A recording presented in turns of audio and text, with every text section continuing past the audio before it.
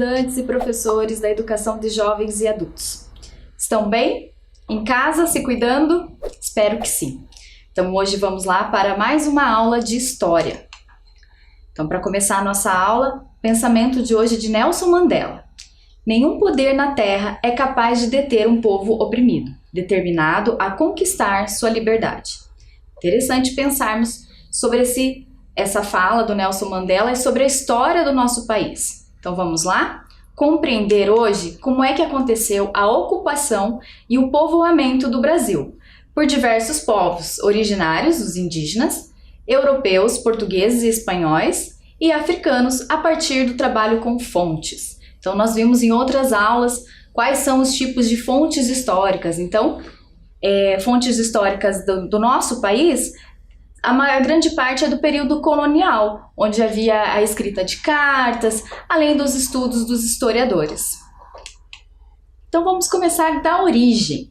Então o nosso país é inicialmente povoado pelos indígenas, então ele já era ocupado e povoado por uma população. Havia mais de 1000 grupos, mais de 1000 povos indígenas. Estima-se que uma população de 4 milhões de pessoas. Porém, com a chegada dos europeus, se diz o descobrimento do Brasil, mas o descobrimento pelos europeus, pois já era uma terra conhecida e povoada pelos indígenos. Então, nessa imagem, é uma imagem de Jean-Baptiste Debré, que foi um artista que registrou muitas cenas, muitos momentos desse período colonial. E ali é o registro do grupo indígena Tupinambá. Então foram um dos primeiros grupos encontrados no Brasil e falavam a língua do Tupi. Então foram os primeiros contatos com os europeus. Claro, com muito choque cultural, porque o povo indígena aqui já tinha o seu modo de viver, a sua cultura, a sua prática religiosa e o seu conhecimento do nosso território. Então, para os europeus, o que eles encontraram aqui? Um território todo desconhecido. Uma natureza imensa, exuberante, intocada. A riqueza, que logo eles viram no pau-brasil, e um clima totalmente diferente do vivenciado lá na Europa. Então, eles logo perceberam que as dimensões desse novo território era continental. Era um território muito grande, que daria muito trabalho para ocupar. Então, começaram a pensar como eles poderiam colonizar, ocupar esse território, mas a princípio não deram muita importância. Então, o descobrimento do Brasil pelos europeus aconteceu em 1500, porém o povoamento, começar a vir mais pessoas lá da Europa para o Brasil, só aconteceu 30 anos depois. E nesse intervalo de 30 anos, já ficaram alguns europeus aqui que começaram a desenvolver esse contato, esse conhecimento da terra e a descoberta do que poderia ser lucrativo, do que poderia ser explorado pela coroa. No caso, o nosso pau-brasil.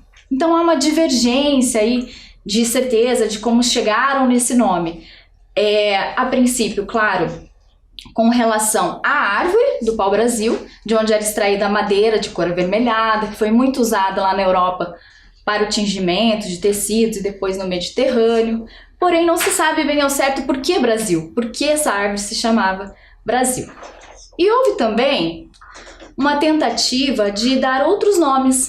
Então seria a Terra dos Papagaios. Então foi sugerido também a Terra de Santa Cruz, Ilha de Santa Cruz, porque a cada expedição, a cada novo colonizador que chegava à região, eles queriam batizar com o nome sugerido. E aí foram vindo os capitães, né? A coroa foi designando algumas pessoas para cuidar desse território. Então ali a gente tem uma obra de Benedito Calixto de Jesus, que seria o Brasil no século XVI, quando a população europeia começa a chegar em maior volume e a querer dominar aquele espaço, aquele povo, onde começam os primeiros conflitos com os indígenas. que com certeza não queriam ser dominados ou se submeter às exigências dos europeus. Então esta é uma carta que descreve aquela imagem que nós vimos há pouco. Neste campo está João Ramalho, o mais antigo homem que está nesta terra. Tem muitos filhos e muito aparentados em todo este sertão.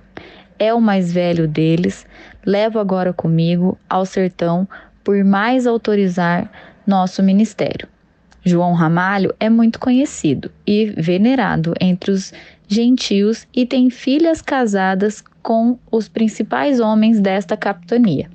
E todos estes filhos e filhas são de uma índia, filha dos maiores e mais principais desta terra.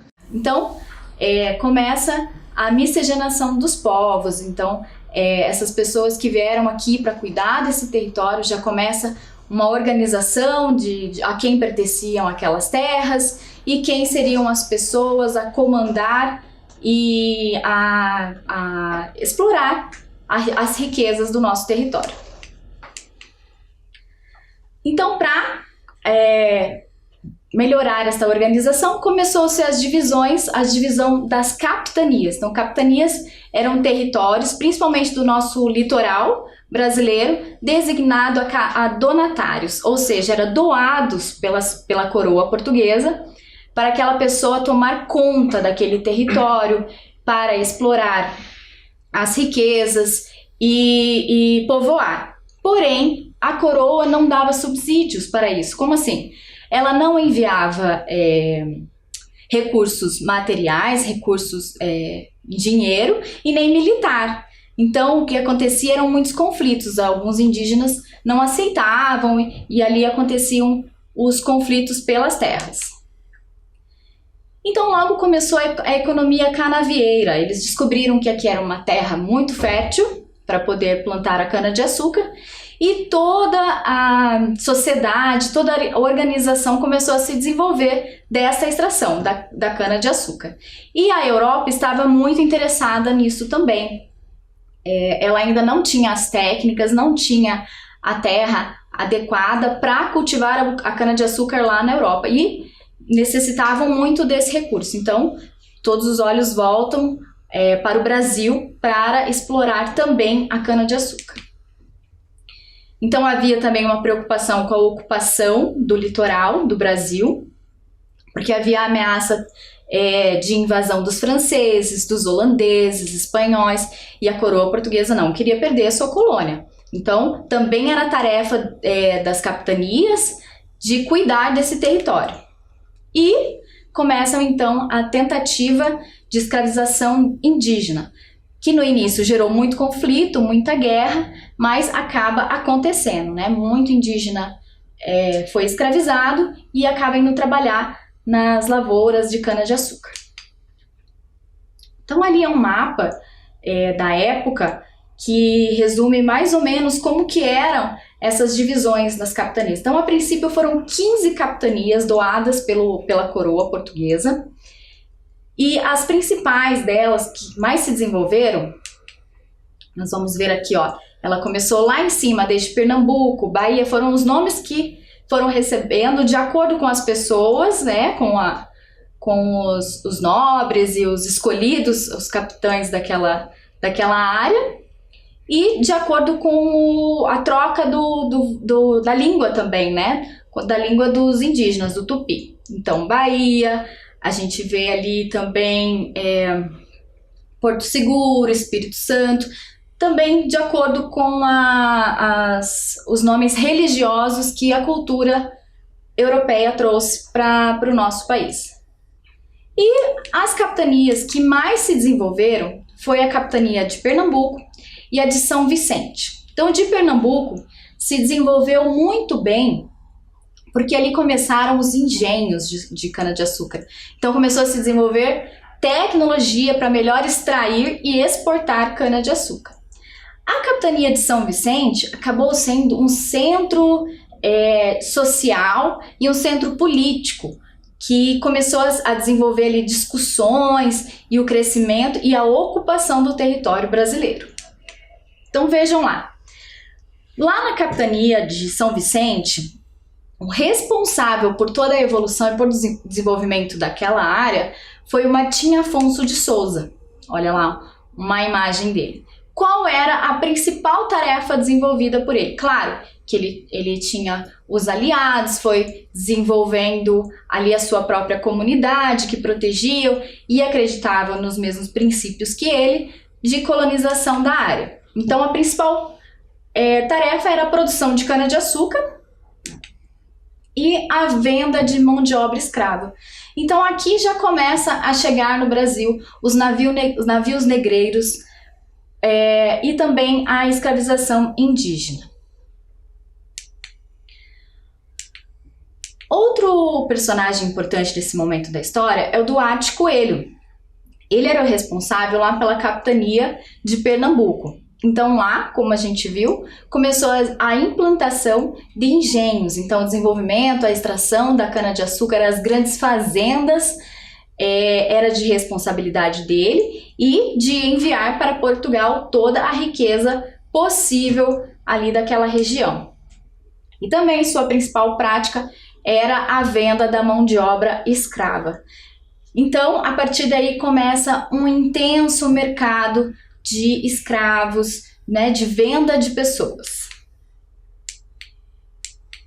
Então, diante desse cenário, passou um tempo e essa divisão das capitanias começa a não ser suficiente. Ela fracassou, foi um modelo que fracassou. Por que fracassou? Então vamos ver lá. Porque as terras eram muito extensas, difíceis de controlar. Então, como nós já vimos, eles não tinham subsídios militares e nem em dinheiro, nem recursos para melhorar esse controle da coroa. Então, era difícil cuidar. Havia muita invasão, principalmente indígena e dos outros povos que tinham interesse na região. Não recebia ajuda financeira. E a cana-de-açúcar só era rentável a longo prazo. Então, naquela época devia-se esperar um longo tempo para o cultivo, para o crescimento, depois a colheita. E isso já começou a deixar de ser interessante lá para a coroa portuguesa. Então, agora vamos registrar o que já vimos. Exercitar a aprendizagem. Então, organize lá no seu caderno. Coloque história e a data de hoje. Qual o tema que nós estamos vendo? Ocupação e povoamento do Brasil. Número 1. No período das capitanias hereditárias, quais foram as duas capitanias que se destacaram? Vou deixar um tempo para você anotar lá no seu caderno e a gente já volta.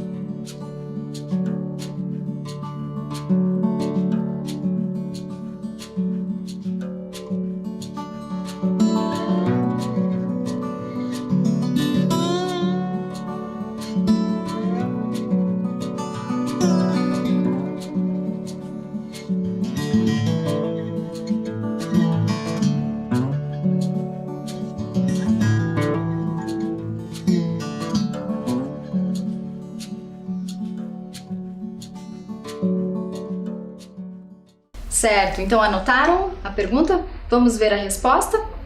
Então, como nós vimos, foram muitas capitanias, mas duas se destacaram. As duas capitanias que se destacaram foram Pernambuco e São Vicente. Então, São Vicente, gente, passou a ser ali a região de São Paulo, onde se desenvolveu grande parte da nossa história brasileira. Após a coroa portuguesa abandonar esse modelo de capitanias, eles decidiram centralizar o governo. Então, nesse período, nós tivemos o nosso primeiro governador, o Tomé de Souza. Então, ele governou e exerceu esse cargo de 1549 a 1553. E essa estátua está lá na Praça de Tomé de Souza, em Salvador, Bahia, até hoje, para registrar esse momento. Qual era a tarefa desse governador? Como que era a função dele? Nós já vimos em outras aulas quais são as funções dos nossos governadores hoje no nosso atual modelo democrático. E vejam a diferença. Então essa é a imagem de Tomé de Souza e uma das principais tarefas era propagar a fé católica. Então olha a preocupação da coroa portuguesa de continuar também a sua fé, de espalhar pelo mundo a catequização, a fé católica, que condizia com as suas tradições, com seus costumes europeus. Também defender o território, então sempre ali naquele período de colonização, havia uma tensão com relação ao território, à ocupação e o povoamento do nosso país. E expandir o povoamento das terras, então, com o interesse de outros países, como a França, a Holanda, Portugal tinha uma grande preocupação em estar ocupando todo esse território para que ninguém pudesse invadir. Então, nesse período, aconteceu também uma união do governo da Espanha com o governo de Portugal, a União Ibérica. E nessa união, eles sugeriram uma nova divisão do território. Então, para que fosse mais fácil de cuidar desse território. Porém, sempre com muita dificuldade, havia muito local, muito território ainda desconhecido, mas, de certa forma, a coroa sempre tinha essa preocupação em mostrar que era território deles e que não poderia ser invadido. Então, eles promoveram uma divisão do Brasil. Então, a parte sul era o estado do Brasil e a parte norte, o estado do Maranhão. Simplesmente para facilitar o controle das riquezas, o controle do território e do povoamento. Porém, não durou muito tempo também. Esse modelo durou até 1664, quando já veio o Marquês de Pombal, lá de Portugal, e expulsou os espanhóis. Essa colônia é de Portugal e ele queria que somente Portugal comandasse ali. Então, eles resolveram o conflito e acabou ficando só Portugal aqui. Então, passado por todos esses conflitos, o Brasil ainda tinha muita coisa para acontecer. Já começa a ter uma nova característica o Brasil do século XVII. Mas ainda continua com essa preocupação na ocupação, no cuidado com o território. E aí surgem então os bandeirantes. Os bandeirantes que são enviados em expedições para conhecer o território, explorar novas riquezas e escravizar os índios. Então também se intensifica nesse período o comércio de pessoas escravizadas. Então, como com os indígenas havia muitos conflitos, começou a vir muitos navios negreiros. Então, como a gente já viu em outras aulas de história, vinham em condições insalubres, sequestrados, escravizados, muitos nem resistiam à viagem e vinham aqui para o trabalho de exploração da cana-de-açúcar. Depois começaram também com o seu conhecimento de minérios lá da África a exploração de minérios aqui no Brasil. Então, olha lá, esse é um quadro de Johann Moritz Rugendas, de 1802 e 1858, retratando o interior de um navio negreiro. Então, muita gente, mão de obra escrava, para explorar aqui no nosso território. Então, nesse período já começa a ocorrer a decadência da cana-de-açúcar. A Europa já consegue produzir lá no seu território este recurso e começa a se descobrir o mercado mineiro, o mercado de exploração de minérios, principalmente o ouro. Muito interessava a coroa o ouro. E tudo isso gerou o quê? Uma mudança na paisagem. Então, para definir esses territórios, para controlar melhor e até marcações de espaço, houve uma grande destruição da vegetação no litoral do nosso país. E surgem então os bandeirantes. Vamos ver um pouquinho sobre os bandeirantes. Esses grupos eram denominados grupos paulistas, que saíam ali da região de São Vicente, que mais tarde se torna São Paulo, e iam para o interior do país. Então eles caminhavam e aprendiam práticas de resistência, de vida na selva com os indígenas. Mas a ideia principal era povoar e conhecer esses territórios desconhecidos. Então olhem lá essa imagem dos bandeirantes. Representação fictícia de Domingos Jorge Velho, um bandeirante paulista, pintura de 1903. Gente, por que fictícia? Se observarmos bem, essas vestimentas, esse chapéu, essa postura é bem europeia. Sim, então quem registrava a história naquele momento eram os portugueses. E eles colocavam muito na ótica deles, um pouco romantizado, queriam que os personagens, que as pessoas se parecessem com os heróis lá da Europa. Porém, os historiadores e os registros históricos que temos originários aqui do Brasil contam que era diferente. Eles não tinham essas vestimentas, inclusive ficavam dias sem poder comer, sem se vestir adequadamente, usavam tiras de couro, então uma roupa bem adaptada, claro, para sobreviver ao calor e para sobreviver àquelas condições. Então, a fisionomia, a figura dos bandeirantes era bem diferente dessas retratadas nos quadros. E o bandeirante Domingos Jorge Velho, ele ficou bem conhecido porque também, além de explorar o território do interior do Brasil, ele foi o que comandou o maior ataque ao quilombo do Zumbi de Palmares. Então, também era a tarefa deles desmontar essas pequenas revoluções ou essas pequenas organizações que eram contra a coroa. Então, olha lá, essa já é uma gravura mais autêntica do modo simples que eles tinham que viver, que se adaptar. Então, tinham que aprender muitas técnicas mesmo de retirar mel, de retirar comida, de pescar com os indígenas. Mas, infelizmente, tudo isso acontecia com esse grupo de expedição escravizando os indígenas. Então, ali uma gravura do século XVIII dos bandeirantes. Então, olha só, essas expedições eram de ocupação, então como eles caminhavam distâncias muito longas, inclusive se a gente parar para repensar, alguns nomes de estradas são nomes dos bandeirantes, como Regis Bittencourt, como Fernão Dias, porque eles caminhavam distâncias de estradas mesmo.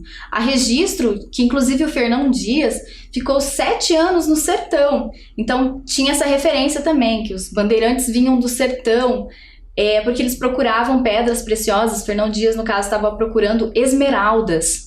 Então imagine como que retornou essa pessoa depois de tanto tempo afastado, fazendo essa exploração. E com esse caminhar, eles iam agregando pessoas e às vezes, por esses caminhos que eles passavam, pequenos grupos ficavam, se instalavam ali. Então ali começavam também as primeiras ocupações, as primeiras vilas, comunidades que se tornariam mais tarde cidades. Então a expansão além dos limites, então daqueles limites que primeiro foram estabelecidos lá nas capitanias, depois pelo Tratado de Tordesilhas, os bandeirantes já foram além desses limites, né? Eles exploravam imensas caminhadas, imensas distâncias para descobrir o que tinha ainda de desconhecido. E isso também foi construindo a história do nosso país. Então eles fizeram expedições aqui para o Paraná, para o Mato Grosso, Rio Grande do Sul, e foi isso que foi trazendo a miscigenação e a construção dessas regiões. Então escravizavam o indígena, mas também trocavam conhecimento para conseguir sobreviver naquelas condições. E perseguiam os quilombos. Então, naquele momento no Brasil, a mão de obra escravizada era indígena e africana. Então, o nosso povo estava sendo construído ali com o conhecimento, o princípio dos indígenas, o povo original, o povo que habitava aqui, os europeus que chegaram e colonizaram, e depois os negros africanos que foram trazidos também para ser escravizados. Então, após a cana-de-açúcar, o pau-brasil, a cana-de-açúcar, muda o cenário econômico do nosso país. Então, a descoberta das jazidas de ouro. Os bandeirantes foram bem importantes para essa descoberta, e ali começou também uma nova organização do nosso país.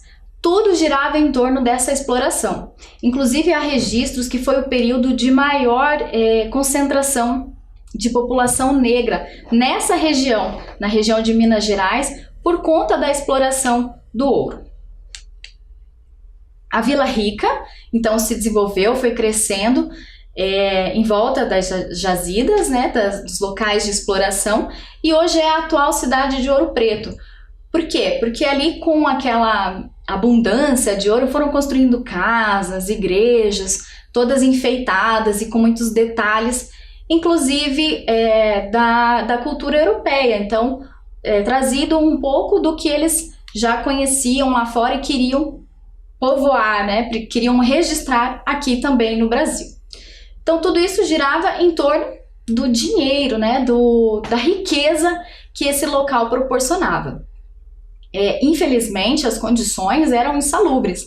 Então, os negros escravizados nessa época trabalhavam em minas manuais, minas artesanais, que eram bem difíceis. Então, era muito de alto risco para essas pessoas. Há estudos que dizem que a expectativa de vida nesse período de quem trabalhava lá dentro da mina, durava em torno de 5 anos. Então era um trabalho muito sofrido, exigia muita pessoa, muito material humano e muita força humana.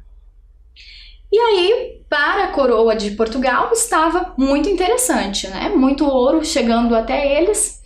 E como a gente viu também em uma outra aula, começaram a surgir os impostos, as casas de fundição, a criação de barras, e também aconteceu a nossa primeira ascensão social. Como assim ascensão social? Os negros escravizados nessa época tinham a oportunidade de trocar a sua escravidão pela liberdade com ouro. Então o negro que encontrava uma pepita, ou até uma certa quantidade de ouro em pó, ia pagando a sua liberdade. Então, ali, nessa região, surge uma nova sociedade dos escravos libertos, negros libertos. Esse é o Museu do Ouro, que fica lá em Sabará, em Minas Gerais. que foi uma casa de fundição. Então, um cenário muito importante para essa época da nossa história. O ouro em pó, as pedras iam para lá para se tornar barras e serem fiscalizadas pela coroa. Então, não podia sair do país, não podia ser vendida sem pagar ali o imposto, o quinto chamado na época. Então, agora vamos ver um vídeo deste local que é o Museu do Ouro, lá em Sabará, Minas Gerais, que vai contar um pouquinho como era feita essa extração, a fundição do ouro e a exploração e como a participação dos negros africanos foi muito importante para essa descoberta e o desenvolvimento de técnicas de extração. Hoje vamos conhecer o Museu do Ouro, que fica no estado de Minas Gerais, da cidade de Sabará. E no princípio era o ouro. Assim como várias cidades históricas mineiras, a origem de Sabará tem a ver com a descoberta de ouro na região, que lhe rende até hoje uma forte religiosidade e uma arquitetura barroca, ainda preservada no centro histórico.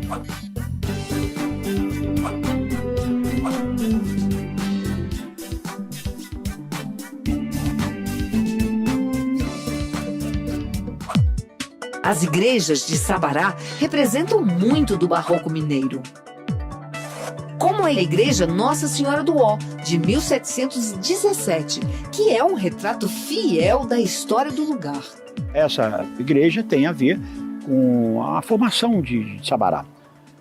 No século XVII, mais ou menos 1674, chegaram os primeiros bandeirantes que vieram de São Paulo. O grupo de Fernão Dias foram até Roça Grande, às margens do Rio das Velhas, e ali criaram uma roça para receber os outros bandeirantes, os outros aventureiros que estavam chegando aqui na região.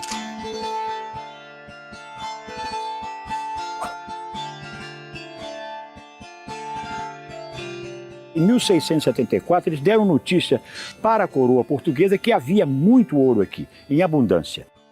Nessa fase, a extração do ouro nas minas da região foi tanta que a coroa portuguesa percebeu que precisava fazer alguma coisa.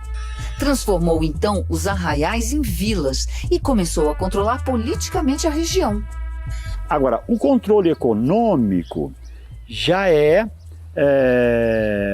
com, por exemplo, a criação da intendência e das fundições, que ele implanta aqui em Minas Gerais e em Sabará, né? Nós temos um grande exemplo que é o Museu do Ouro.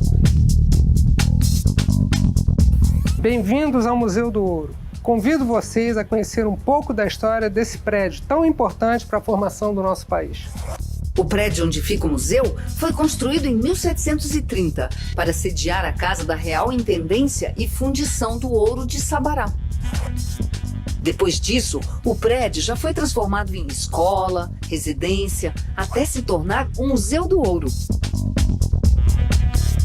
Mas para que possamos entender um pouco do que vem a ser a criação do Museu do Ouro, é importante frisar que ele nasceu dentro das ideias do movimento modernista. O próprio nacionalismo, na época, ele ganhou força no movimento modernista em 1924, com intelectuais como Mário de Andrade, que junto com outros intelectuais modernistas, eles elaboraram um documento que foi apresentado ao governo federal para que fosse criado um serviço de proteção artística e histórica do nosso patrimônio.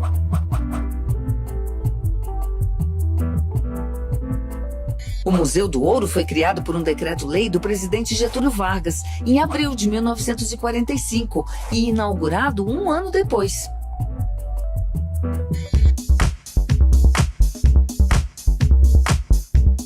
Bom dia, pessoal! Bom dia! Antigamente, quando as pessoas estavam explorando o ouro aqui em Sabará, tiravam o ouro do rio, tiravam o ouro das minas, elas tinham que trazer toda essa produção do ouro delas aqui nesta casa para derreter este ouro e para pagar o imposto do rei. O imposto do rei era chamado de quinto do ouro. Significava que 20% de todo o ouro descoberto em terras brasileiras seguia diretamente para Portugal. A primeira operação que era feita era pesar quanto de ouro ele conseguiu encontrar, quanto de ouro ele trouxe. Então era pesado. utilizava uma balança como essa para pesar. Anotava esse valor e logo já se retirava a parte que era devida para a coroa portuguesa. O restante era colocado em potes como esse que vocês estão vendo aqui. Esse pote chama cadinho.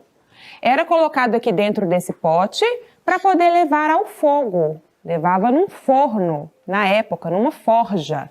E era derretido. Depois que ele estava líquido, virava numa forminha, como essa que vocês estão vendo aqui embaixo. E depois que secava, já tínhamos então a barrinha de ouro. Essa prensa é a peça mais antiga do museu. Foi fabricada em Portugal em 1670. E ela carimbava a barrinha do ouro. Então a barrinha ela ficava assim lisa, né, quando ela acabava de ficar pronta. Mas para o minerador levar essa barrinha embora e utilizar ela como dinheiro, né, ela precisava receber algumas inscrições, algumas marcas, para mostrar que essa barrinha esteve aqui, que o ouro passou pela casa de fundição e que o imposto foi recolhido.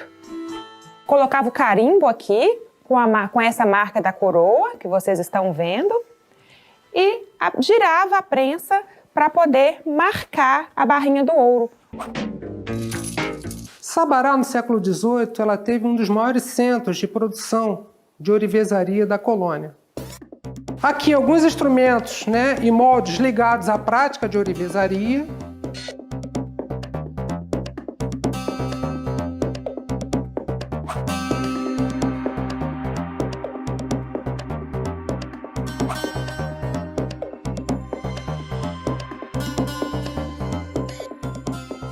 E aqui os cofres, ou né, as arcas, como eram chamados, onde esse ouro, manufaturado aqui na Casa de Intendência, ele descia até o porto de Paraty, pelo Caminho Velho, e era escoado para a metrópole, Portugal.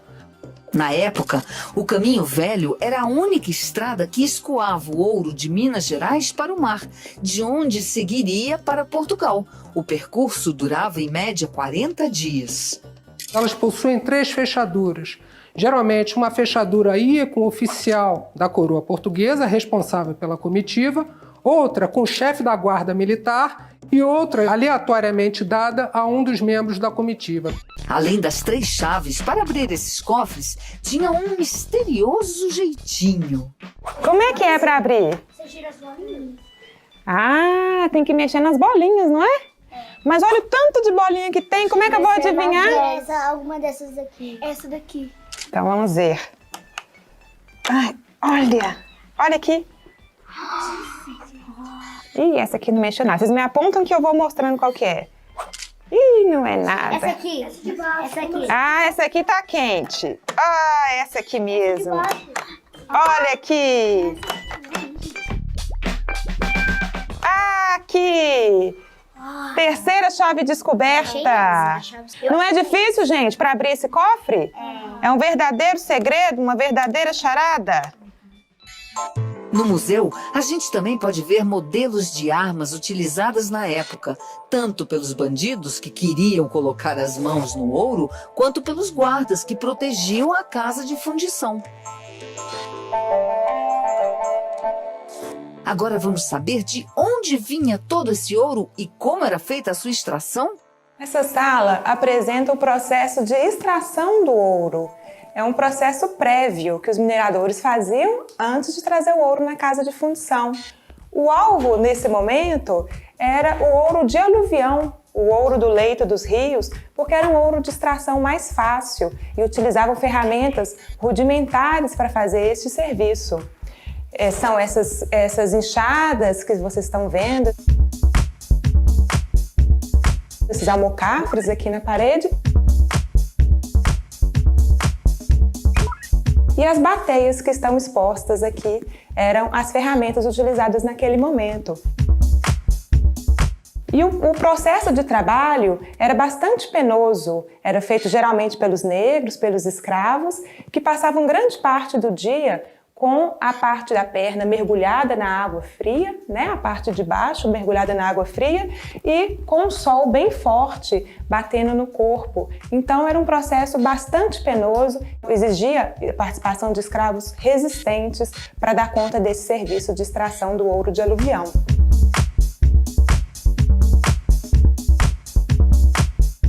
aquele ouro de aluvião que era tirado no leito dos rios, ele no final do século XVIII já estava exaurido. O rio já estava todo revirado e o ouro já estava se esgotando. Então, no século XIX, alguns estudiosos sustentam que houve um outro ciclo do ouro em Minas Gerais. Dessa vez, ele era organizado pelos ingleses, agora buscando ouro nas minas, no interior das montanhas, cavando túneis e desenvolvendo para isso outras tecnologias um pouco mais avançadas. Aqui nós temos exemplos de minerais, aqui são satélites do ouro, são minérios indicando que tem ouro próximo. Do lado de cá nós temos satélites, exemplares também de satélites de diamante.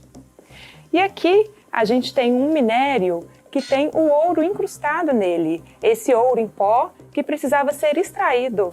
Então a gente vê como era difícil o processo de extração. Era preciso triturar todo um minério como esse para tirar uma quantidade de ouro que às vezes era menor do que esse pouquinho que a gente vê aqui, esse ouro em pó na bateia. Para se ter uma ideia, era preciso quebrar 1 tonelada de rocha para extrair 12 gramas de ouro. Essa maquete é da década de 40 e ela indica para nós o funcionamento de uma mina, de uma das minas explorada pelos ingleses. Essa mina tem quilômetros de profundidade e era utilizada para se seguir o veio extraindo o minério de ouro. Nós temos aqui os cortes feitos nas encostas para a extração do ouro, mostrando o serviço do tabuleiro, né, que era a exploração feita nas margens do rio, depois que aquela exploração do leito já havia sido reduzida. E nós temos aqui o engenho mecânico que foi produzido pelo Barão de Aichweg. É um engenheiro alemão que foi contratado pelo rei de Portugal para fazer um estudo no início do século XIX dessa redução do rendimento do metal aurífero para a coroa de Portugal.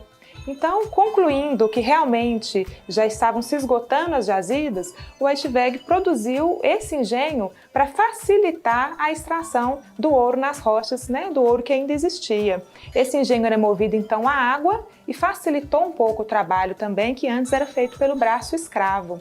Então, esse engenho ficava geralmente na encosta de um morro. E aqui no quintal do museu nós temos um exemplar. A força dos pilões, movidos pela água, conseguiam quebrar mais facilmente grandes rochas que continham ouro. Então viram que interessante? É um período da história do nosso país contada nesse museu. Lugar que vale a pena conhecer. Então, pensando nesse período histórico, em outra aula nós vimos que algumas expressões surgiram por conta da exploração do ouro. Vou deixar para vocês uma tarefa de casa sobre o significado da expressão guardar as 7 chaves. Então já tem uma dica aí no vídeo, se vocês prestaram atenção, viram como é que funcionavam os baús para guardar as riquezas? Então surgiu nessa época do Brasil colonial. Você sabe qual é o significado dessa expressão? Então por hoje nós vamos ficando por aqui e eu te vejo na próxima aula.